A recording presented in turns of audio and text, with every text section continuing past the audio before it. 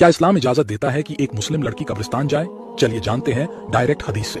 देखिए, सबसे पहली बात कि पूरी कुरान में कहीं भी ऐसा नहीं कहा गया कि मुस्लिम लड़की कब्रिस्तान नहीं जा सकती, लेकिन हदीस में इसके बारे में इसका जिक्र है।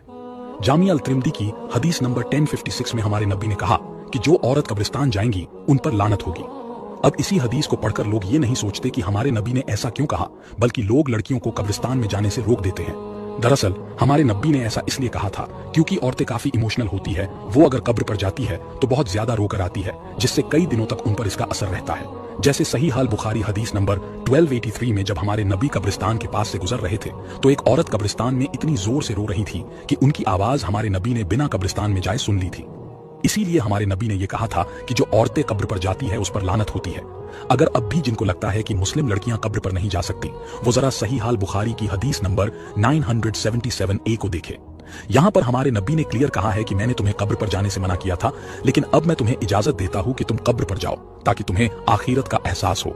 लेकिन एक बात जो मुस्लिम लड़कियों और मुस्लिम लड़कों को याद रखनी चाहिए कि अल्लाह ने हुक्म दिया है कि ज्यादा किसी मरहूम को याद ना करो, तो इस हिसाब से हम बार बार कब्र पर जाकर मरहूम को याद ना करें। लेकिन अगर कभी कभी जाना चाहे तो उसके कोई गुनाह नहीं। हमारे पेज को फॉलो करें ताकि आपको इस्लाम की इंफॉर्मेशन बिल्कुल आसान तरीके से मिल सकते। अल्लाह हाफिज।